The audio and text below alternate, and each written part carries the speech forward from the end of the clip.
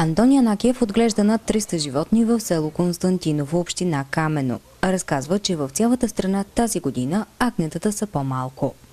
На много места им си син език.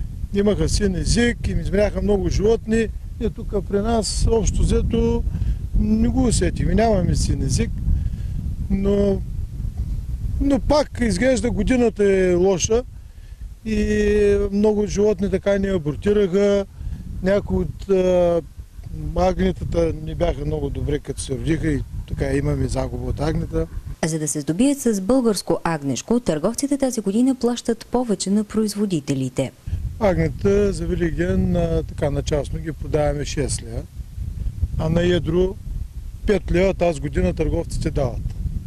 Миналата година по-ниска беше цената. 4,80, 4,60, някъде там.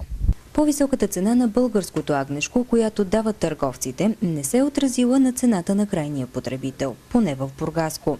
Това показва проверка на TV+ на най-големия пазар в морския град. Килограм струва 11 лева, колкото и миналата година. Старите си са. Има ли интерес? Интерес не. Работата е по-малко.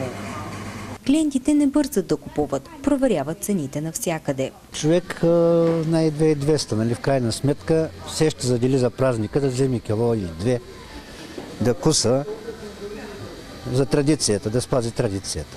Около 900 000 агнета се изяждат у нас по Великден и Георгиовден. От тях обаче около половината са внос. Некоректните търговци, които продават вносното агнешко като българско, могат да бъдат глобени до 30 000 лева, уведомяват от Комисията по търговия и защита на потребителите, които започнаха проверки в търговските обекти. Инспекторите следят под лупа и магазините с обявени промоции и великденски намаления.